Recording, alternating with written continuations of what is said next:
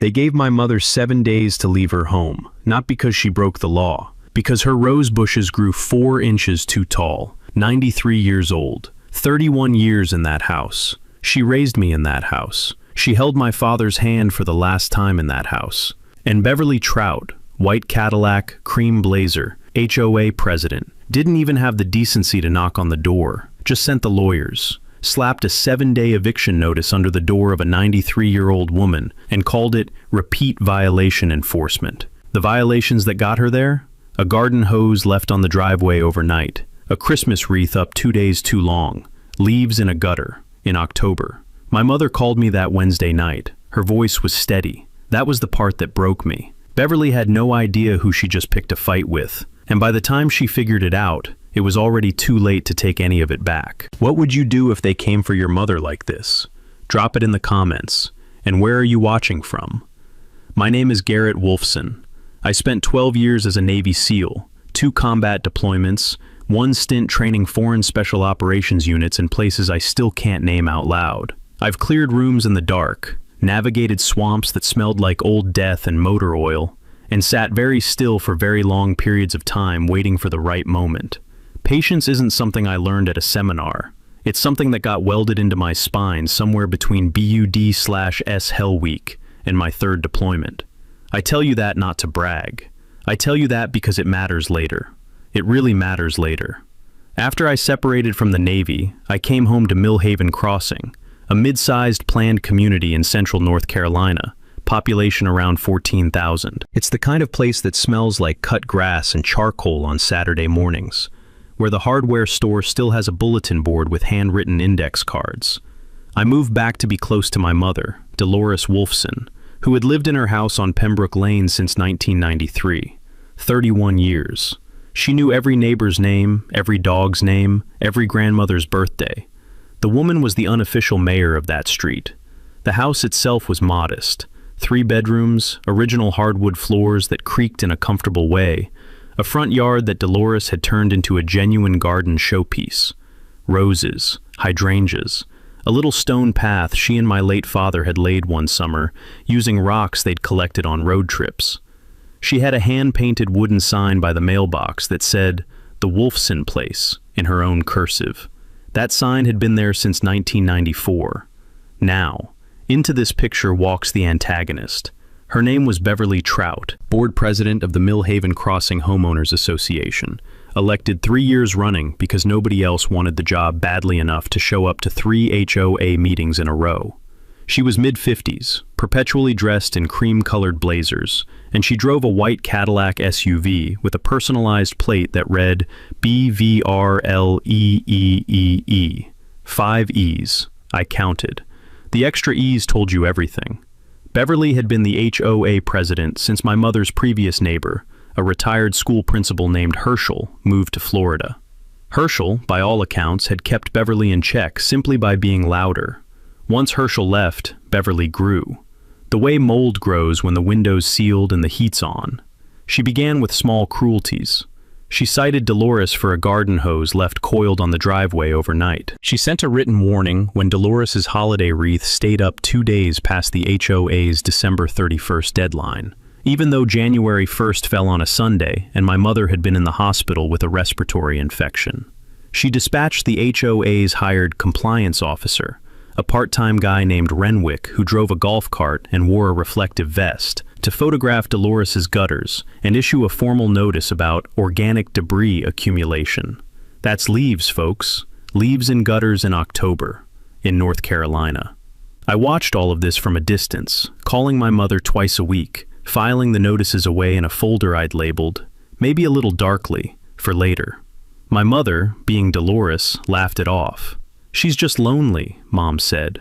"People who have to be in charge of something small are always lonely." But then came the roses. Dolores's roses grew along a decorative fence she'd had installed in 2001. The HOA's Architectural Guidelines, Section 4, Subsection C, Paragraph 2, stated that ornamental plantings along boundary fences shall not exceed 48 inches in height at any point. Dolores's roses, that spring, had reached 52 inches in 2 spots. 4 inches, the height of a soda can. Beverly didn't send a courtesy notice. She didn't knock on the door.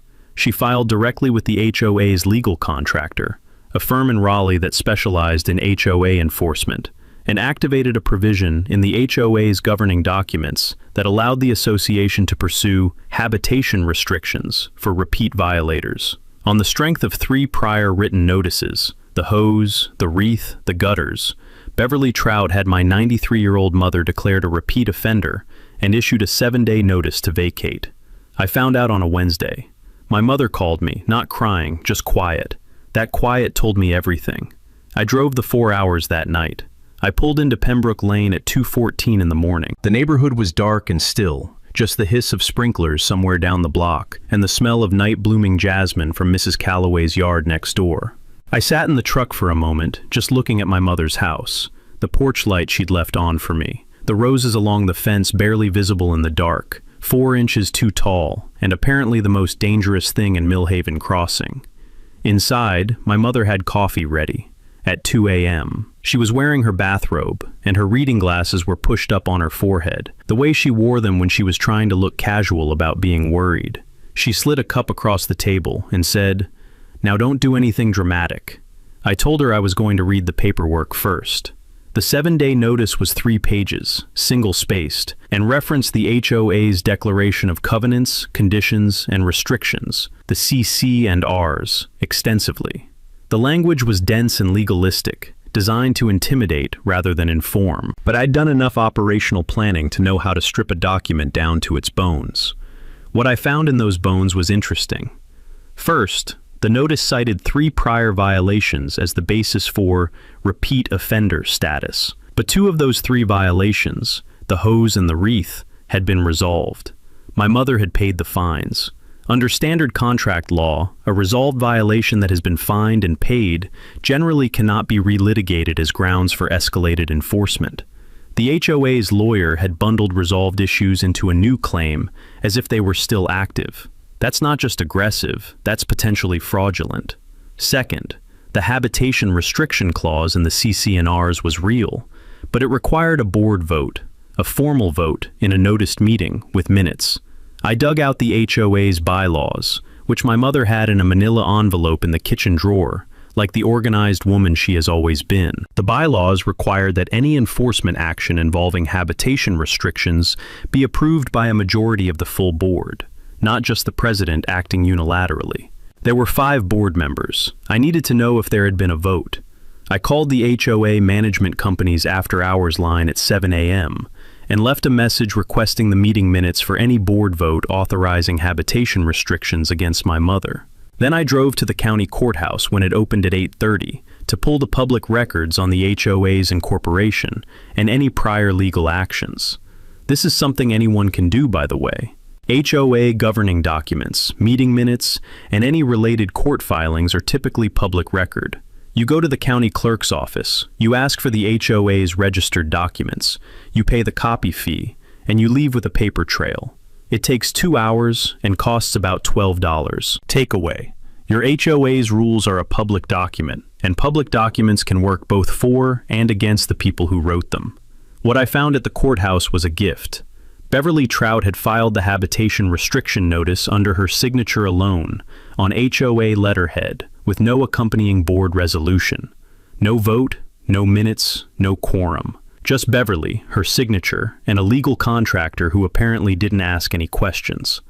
I drove back to Pembroke Lane and sat on my mother's porch, the boards still paint-chipped, still creaking the same way they had when I was 8 years old, and I called my buddy Thatcher, who'd gotten a law degree after leaving the Army, and now practiced real estate and contract law in Charlotte. I explained what I had. There was a brief silence. Then Thatcher said, "She filed a habitation restriction without a board vote? In North Carolina?" "Yep." "Garrett, that's not just unenforceable. Depending on how the CC and Rs are written, she may have just committed an unauthorized act under the association's own charter. That's potential personal liability for Beverly." I thanked him and told him I'd call back. That afternoon, I drove to Beverly Trout's house, a larger model on the premium side of the development. White shutters, pressure-washed driveway, the Cadillac in the garage. I knocked on the door. She answered in her cream blazer, like she'd been expecting a meeting. She looked at me, 6'2", 220 pounds, hair still military short, and for just a second, something flickered behind her eyes. "Miss Trout," I said pleasantly. "I'm Dolores Wolfson's son. I've reviewed the notice you sent her. I have a few questions about the board vote that authorized it." Another flicker. "The board supports all enforcement actions." "I'm sure they do," I said. "Can you tell me the date of the meeting where they voted on my mother's case specifically?" The pause was long enough to be its own answer. "I'll need to review my records," she said. "Of course," I said. "I'll give you a day." I smiled and walked back to my truck. Behind me, I heard her door close just a little too hard. Beverly did not spend that day reviewing her records. She spent it making phone calls. I know this because within 24 hours, two things happened.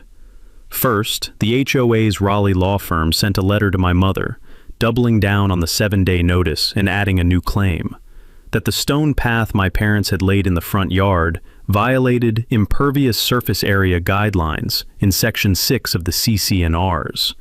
The stones had been there for 23 years. Nobody had complained in 23 years.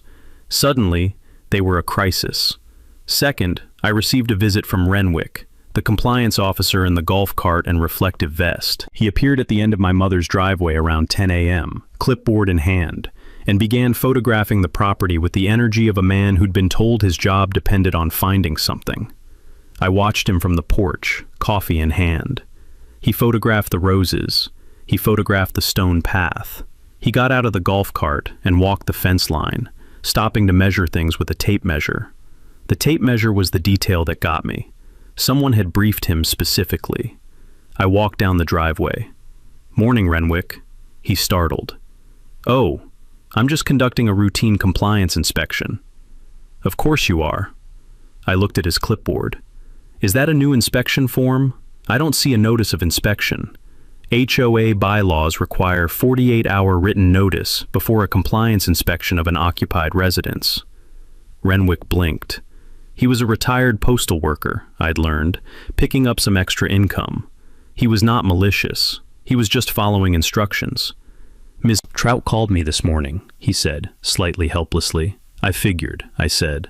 "Look, Renwick, I don't have a problem with you personally, but I need you to document in your report that this inspection was conducted without prior written notice. That's going to matter later." He wrote it down. I think he actually appreciated being told what to write. That afternoon, Thatcher drove up from Charlotte. We sat at my mother's kitchen table. Dolores made egg salad sandwiches, because that's what she does when there's business to conduct, and we laid out everything we had. The unauthorized board action, the retaliatory escalation, the uninstructed inspection. Thatcher had done his own digging. Under North Carolina General Statute Section 47F, the Planned Community Act, HOA boards are required to follow their own governing documents with fidelity. An enforcement action that bypasses required board approval is not just unenforceable. The statute provides that homeowners subjected to such actions may be entitled to recover attorney's fees and damages. Takeaway. In most states, HOAs are legally bound to follow their own rules, and violating those rules can expose board members to personal liability. There was more. Thatcher had pulled the HOA's most recent annual financial disclosure, another public document, required under NC law, filed with the county. The HOA had collected $847,000 in dues and fees over the prior year. Their reserve fund, which was supposed to cover major repairs like road repaving and the community pool, was sitting at $42,000. Legally, HOA reserve funds are supposed to be maintained at a level that covers anticipated expenses. $42,000 for a community this size was not just low, it was potentially negligent, or something worse. "Where's the money?" I asked. Thatcher tapped his pen on the table. "That's the right question." My mother looked up from her sandwich. "The pool was resurfaced 2 years ago," she said. "Beverly said it cost $380,000. Thatcher and I looked at each other. Resurfacing a community pool of standard size typically costs $15,000 to $40,000. Even a premium job, with full tile replacement and deck work, runs $80,000 to $120,000. A $380,000 pool resurfacing in a mid-sized North Carolina subdivision had exactly one explanation: Somebody's cousin did the work, or the money went somewhere else entirely. I asked my mother if she still had HOA meeting agendas from the past 2 years. She had them in the same manila envelope. She had everything. We identified the vendor, a company called Pristine Aquatic Solutions LLC, registered in 2021. 1 employee listed. The registered agent? A woman named Beverly Renee Trout. I set down my sandwich. The HOA president had directed $380,000 of community funds to a shell company she controlled. Thatcher, I said, is that fraud? He didn't even look up. Yeah, he said, that's fraud. We ate the rest of our sandwiches in thoughtful silence. My mother refilled everyone's coffee. Here's where most people would call the police and consider themselves done. And look, that was coming. But I've spent enough time in situations where moving too fast costs you the mission. You don't breach before the perimeter is set. You don't tip your hand before you're ready to play every card. So we didn't call anyone yet. Instead, I spent the next 3 days doing what I do best, gathering intelligence, systematically, without announcing myself. I'm going to walk you through what we did because every single step is something a regular person can do. No special clearances required. Step 1. I filed a North Carolina public records request for all HOA-related county filings in the past 5 years. This cost $8 and took 48 hours. What came back included the original Pristine Aquatic Solutions contract, signed by Beverly on behalf of the HOA, and the corresponding invoice, which was filed as a supporting document in the HOA's 2022 tax paperwork. The invoice was for $380,000. Pool rehabilitation and structural improvement services. The scope of work, 4 lines, vague as smoke. Step 2. I drove to the county assessor's office and pulled the permit records for the pool resurfacing project. Construction work above a certain dollar threshold in North Carolina requires a building permit. The pool job had a permit. The permitted value of the work? $31,500. The HOA paid $380,000 for $31,500 worth of permitted work. Takeaway: construction permits are public record, and permit values are one of the best ways to spot inflated contract billing. Step 3. I found the neighbors. This is the part where the military background isn't so much about tactics as it is about people. You learn, over 12 years of working with allied forces, interpreters, local community leaders. You learn how to walk into a room of strangers and make them trust you fast. I spent 2 evenings going door to door on the 3 streets nearest my mother's house. Not to gossip, not to recruit, just to ask one question. Has the HOA done anything to you or your property in the past 3 years that felt unfair or unexplained? I filled 3 pages of notes.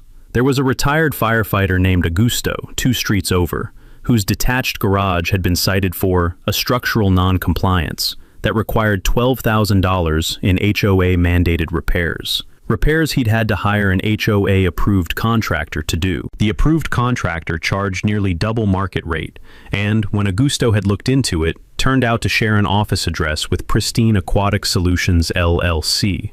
There was a widow named Nettie who'd been fined $3,200 over 18 months for various minor violations. She'd eventually just paid because she was 78 years old and fighting it felt impossible. She cried a little when I sat in her living room. She smelled like lavender and old grief, and she showed me her fine notices in a shoebox she'd kept under her bed. And she said, "I thought I was the only one." You're never the only one. That's the thing about petty tyrants. They always have more victims than anyone knows, because the victims all think they're alone. By the end of those 2 evenings, I had 12 neighbors willing to submit written statements about HOA enforcement actions they believed were selective, retaliatory, or financially suspicious. 12 people, and I hadn't even knocked on half the doors yet. Back on my mother's porch, I spread everything out. The county records, the permit discrepancy, the 12 neighbor statements, Thatcher's legal analysis, and the original 7-day notice. Dolores looked at the pile and said, "That seems like a lot of paperwork for 4 inches of roses." "It is," I said, "but now we use it." Meanwhile, Beverly wasn't sitting still. She'd apparently heard through the neighborhood grapevine, specifically through a woman named Priscilla who served on the social committee and had a mouth like a PA system, that I was going around talking to people. So Beverly did what petty authority always does when it feels threatened. She escalated. a new notice appeared on my mother's door. This one cited the stone path, the rose height, and added a brand new violation. Unapproved exterior modification. The hand-painted wooden sign by the mailbox. The Wolfson Place. The sign that had been there since 1994. My mother held the notice and looked at me.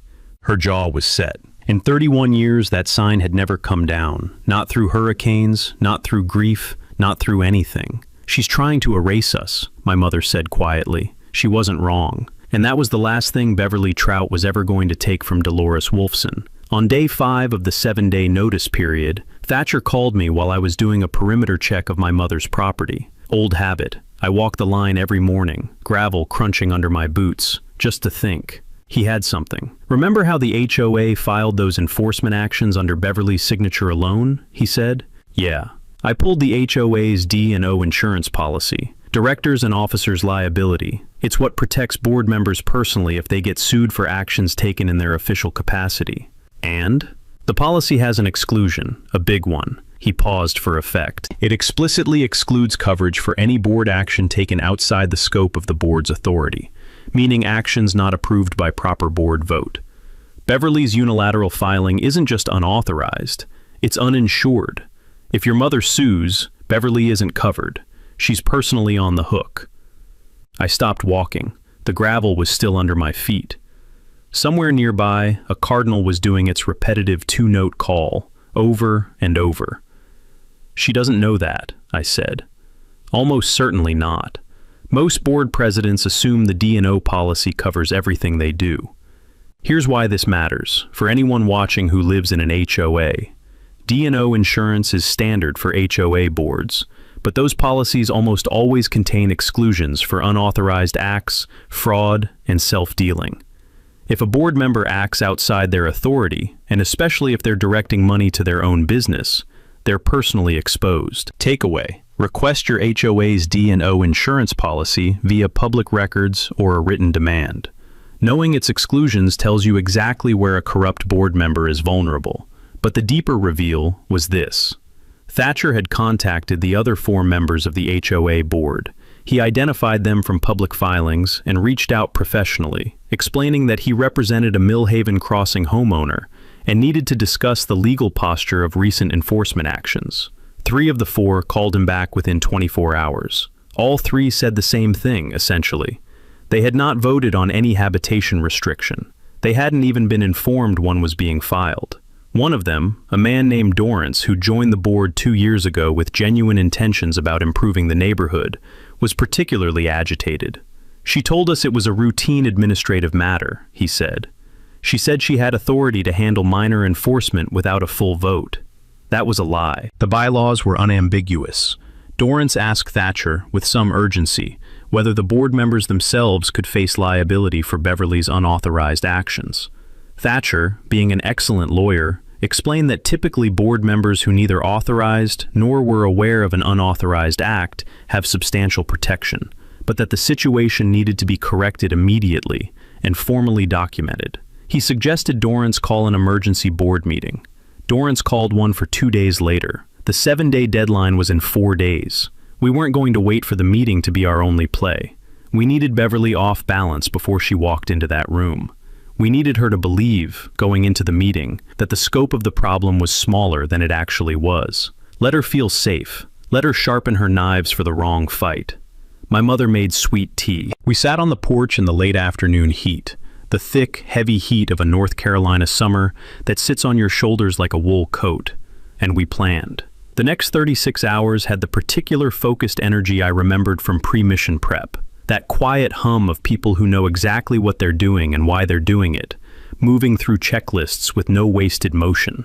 Thatcher drafted a formal legal demand letter, not a complaint, not yet, just a letter, addressed to the HOA board collectively, referencing the unauthorized habitation restriction, the inspection notice violation, the permit discrepancy on the pool contract, and the conflict of interest created by Beverly's ownership of Pristine Aquatic Solutions, LLC. The letter requested, formally, that the 7-day notice be rescinded within 48 hours, that the HOA commission an independent financial audit, and that Beverly Trout recuse herself from all enforcement decisions pending the audit. It was measured, professional, and absolutely devastating in its specificity. Takeaway: a well-documented demand letter, sent before litigation, establishes your record, demonstrates good faith, and often forces a settlement, because it shows the other side exactly how much you know. While Thatcher worked on that, I drove to the local TV station. Millhaven Crossing had a regional news market, and I'd looked up the station's consumer affairs reporter, a woman named Sadie, who'd done a series 3 years prior on predatory HOA practices in the Raleigh-Durham metro. I called ahead, told her I had documents, told her there might be a financial fraud angle, and told her a 93-year-old woman was 7 days away from a legally manufactured eviction. Sadie was interested before I finished the sentence. I did not give her anything yet. I told her I'd call when the timing was right. She gave me her direct cell number and said, "Don't wait too long." Back at the house, I had 12 neighbor statements to organize.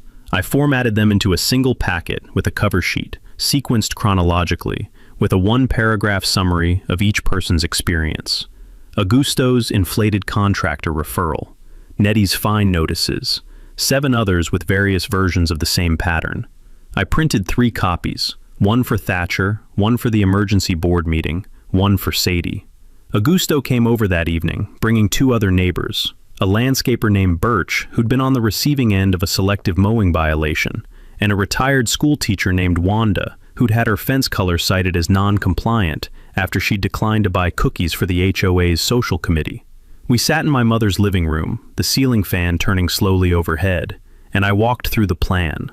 The physical component, and yes, there's a physical component, because you have to be able to see something to believe it, was this: my mother's roses. Beverly's entire case rested on those roses being 52 inches tall. The HOA's own rules specified that the measurement was to be taken from ground level to the highest natural growth point. I had read that clause 4 times. It said natural growth point. It did not say the highest point achievable with climbing support, which was what Beverly's compliance officer had measured. He'd measured to where the roses had grown up along the fence rail, which was artificially elevated. Measured correctly from the actual base growth, 2 of the 3 flag spots were at or below 48 inches. Only 1 exceeded the limit by less than 2 inches. I'd already had a licensed landscape architect come out, a woman named Cressida, who Thatcher knew from a prior case, and she'd provided a written measurement certification on professional letterhead. Takeaway: when an HOA cites you for a measurement-based violation, hire a licensed professional to certify the actual measurement. Professional certifications carry weight that a compliance officer with a tape measure doesn't. The trap, if you want to call it that, was simple. Let Beverly walk into the emergency board meeting confident she had a solid case on the roses. Let her argue the violation, then present the certified measurements showing her compliance officer had measured wrong.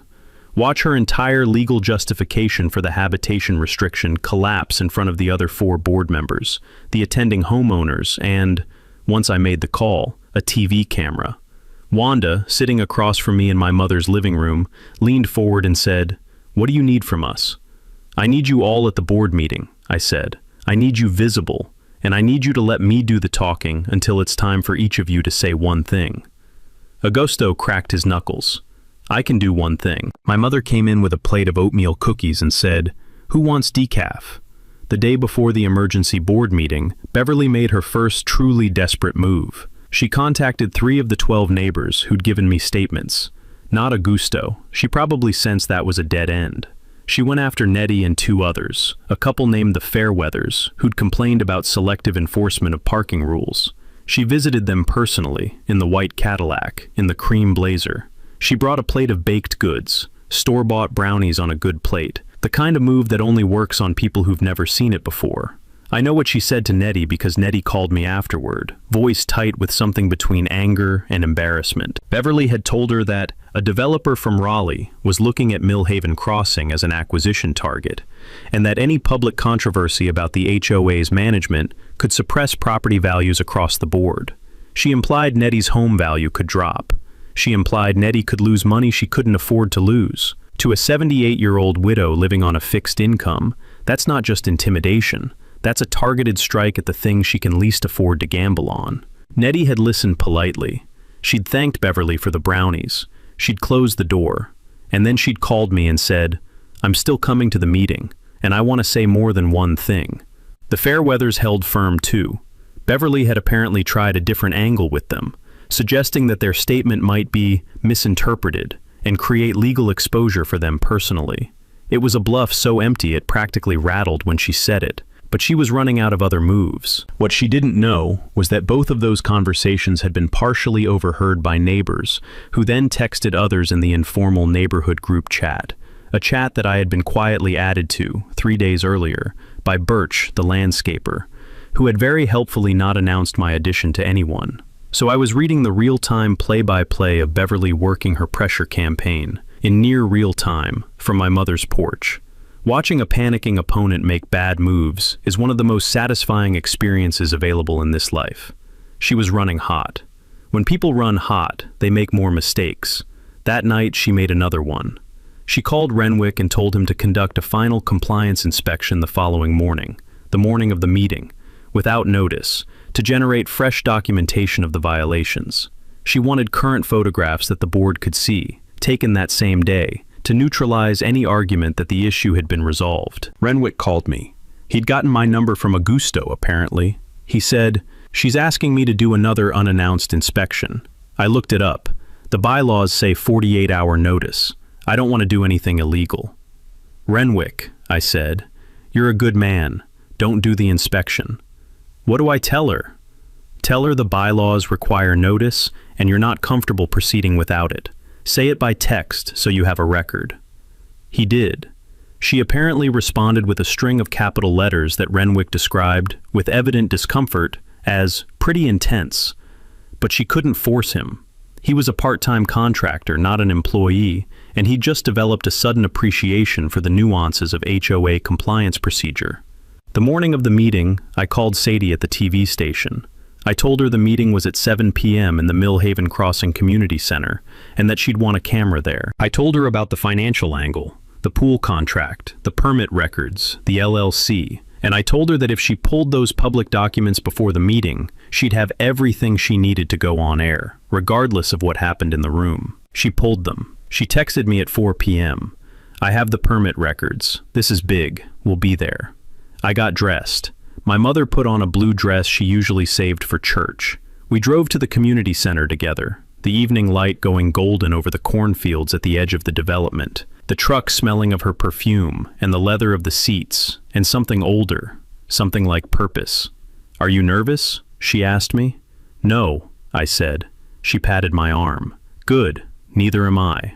The Millhaven Crossing Community Center was a rectangular building with fluorescent lights and folding chairs, and a water-stained ceiling tile above the emergency exit. It smelled like coffee from an industrial urn, and the particular staleness of a room that only gets used 6 times a year. By 6:45, it was standing room. 43 homeowners by my count. I'd trained myself to do a fast head count walking into any space, old habit.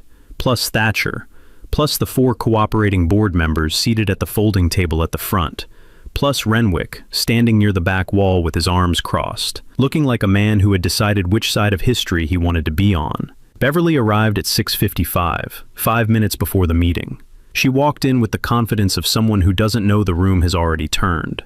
She'd brought the HOA's Raleigh lawyer, a thin man in a blue suit named Pittman, who looked at the crowd and did a visible recalculation. I had positioned myself in the second row, not the first. You don't sit in the front row when you want to observe the whole room. Beverly saw me. Our eyes met. She looked away first. Dorrance, the board member who'd called Thatcher, gavelled the meeting to order. He was a steady man, mid-40s, the kind of guy who coaches Little League and shows up to city council meetings when there's a zoning issue. He read a statement indicating that the emergency meeting had been called to address concerns about the procedural validity of recent enforcement actions, and that the board welcomed community input.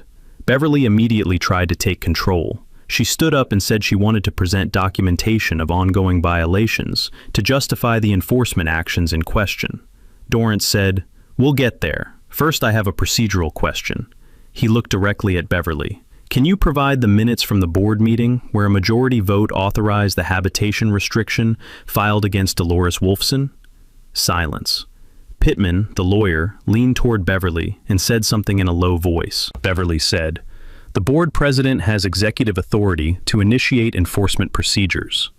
Dorrance looked at the bylaws document he had in front of him. I had given Thatcher a copy to share with the board members, and they had read it. Not for habitation restrictions. That requires a full board majority vote. Can you provide those minutes? The board was informed. Informed is not the same as voting, Dorrance said. He had a voice that didn't rise, didn't perform. He just stated facts. It was deeply effective. This was the moment where Pittman, the HOA's lawyer, should have stepped in and saved his client. Instead, he made a fascinating calculation.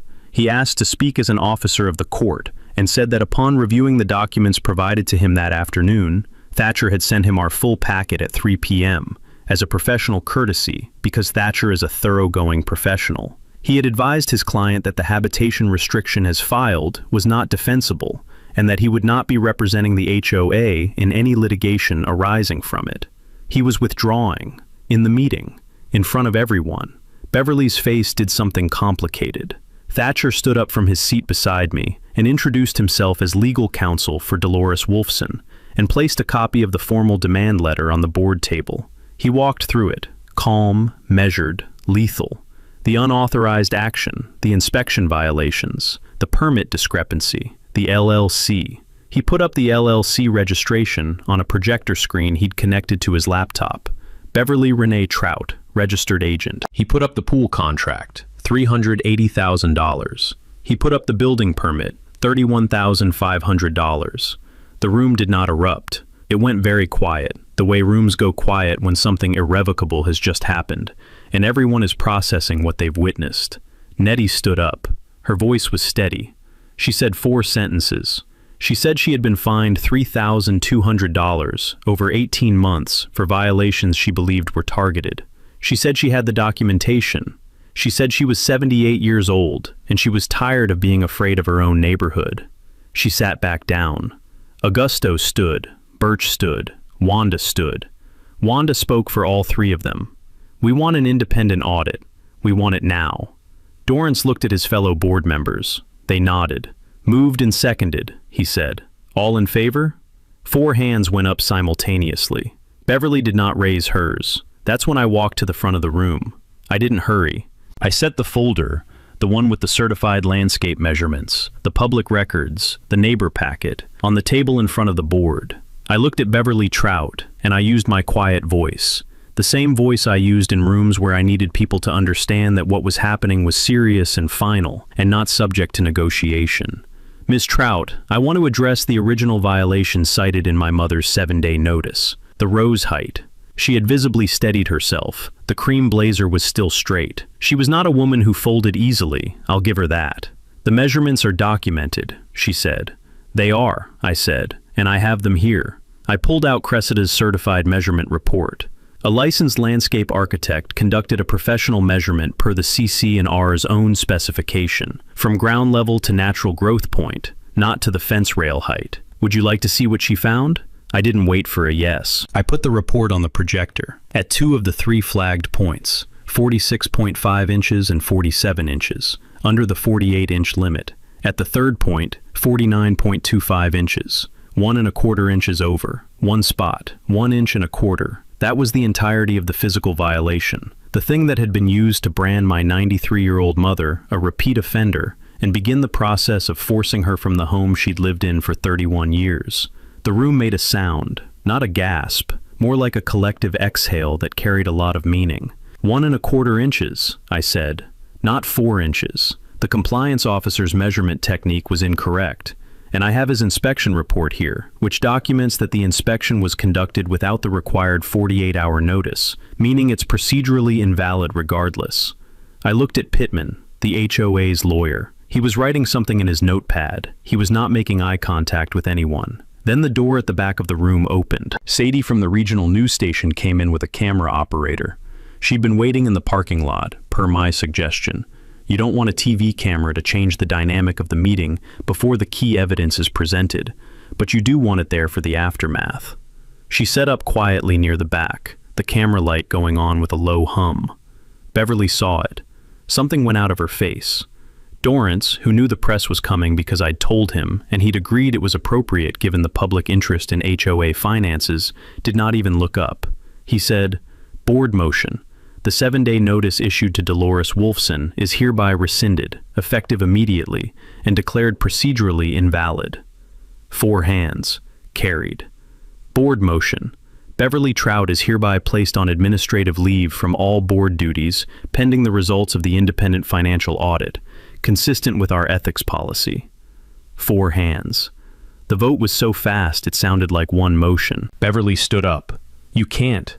"We can," Dorrance said. "It's in the ethics policy. You helped write it." He held up the document. He dog-eared the page. "I have to tell you, that was the mic drop moment. Not a dramatic speech, not a courtroom thunderclap, just a calm man in a folding chair holding up a piece of paper the villain had written and using it to end her." Beverly Trout gathered her things. She walked toward the back of the room. The crowd parted. Not dramatically, just naturally, the way people move when they want distance from something. The camera was rolling. At the door, she turned. I don't know what she intended to say. Whatever it was, she looked at the room. 43 neighbors, a TV camera, 4 former allies at the front table, and she said nothing. She walked out. The door swung closed. Outside, I heard the Cadillac start. I walked back to where my mother was sitting in the 3rd row. She looked up at me with an expression I recognized, the one she used when something she'd expected to be difficult turned out to be exactly as difficult as she'd expected, no more. "So we can keep the roses?" she said. "You can keep the roses, Mom." She nodded once, like that settled it, and reached into her purse for her car keys. Sadie caught up to us in the parking lot. She asked my mother if she'd be willing to say a few words on camera. My mother straightened her blue dress and said, "I suppose I could spare a minute." She was on the 10 o'clock news that night. She was composed, warm, and completely devastating. She said, "I planted those roses with my husband, God rest him, and I intend to see them bloom one more time. That's all I wanted." The clip got 2.1 million views. The independent audit came back 6 weeks later. Pristine Aquatic Solutions, LLC, had been paid $380,000 for pool work valued, professionally and conservatively, at $34,000. The remaining $346,000 was characterized in the audit as unsubstantiated service charges, which is auditor language for "we cannot find what this money bought." The audit also identified $87,000 in additional payments to 2 other vendors with undisclosed relationships to Beverly. The North Carolina Attorney General's office opened an investigation. Beverly Trout resigned from the HOA board 11 days after the community center meeting and retained a criminal defense attorney. As of the time of this recording, the matter remains under investigation, so I'm going to leave the legal outcome where it legally stands. But I'll say this: the documents are public record. The audit is public record, and the outcome I expect from that combination is the outcome you would expect. Dorrance was elected board president. He posted the new board's contact information, meeting schedule, and governing documents on a community website accessible to all residents. He sent a letter to every homeowner in Millhaven Crossing, explaining what had happened, apologizing on behalf of the board for the lack of oversight, and outlining the new procedures in plain language. Nettie got her $3,200 back.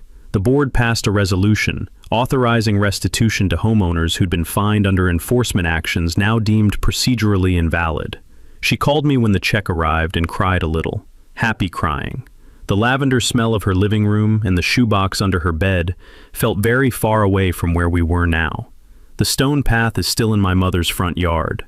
The hand-painted sign, the Wolfson Place, is still by the mailbox.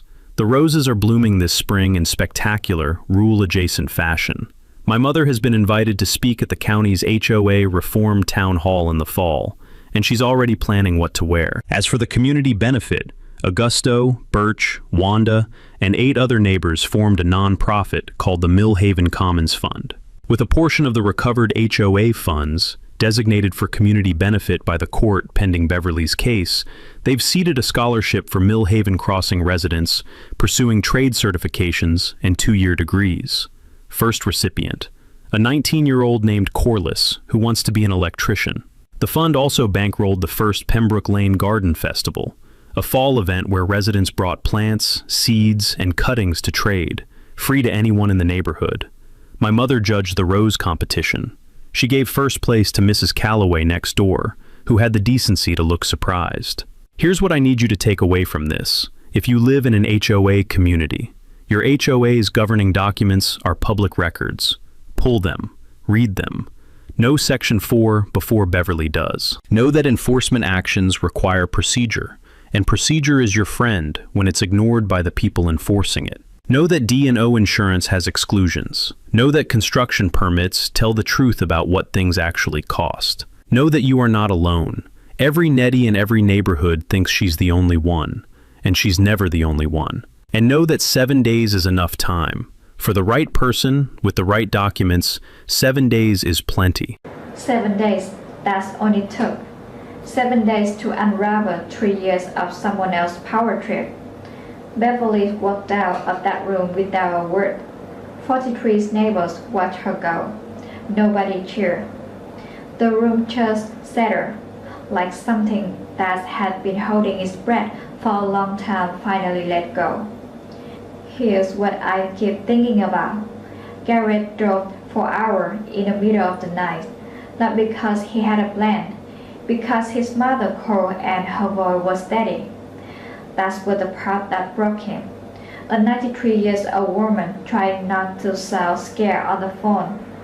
That's all it took to set this whole thing in motion, and Dolores never asked him to fight. She just made coffee, set out the paperwork, let him read.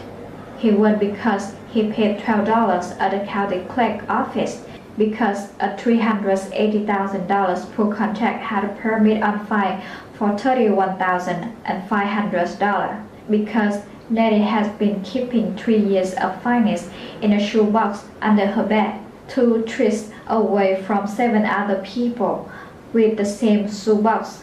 Petty power survives because it keeps people thinking they are alone. They never are. If the HOA has ever handed you something that felt wrong, drop it in the comment. You might be closer to back up than you think. Share this if someone needs to hear it. Subscribe for more. The roses are still on the Pembroke land. Dolores made sure of that.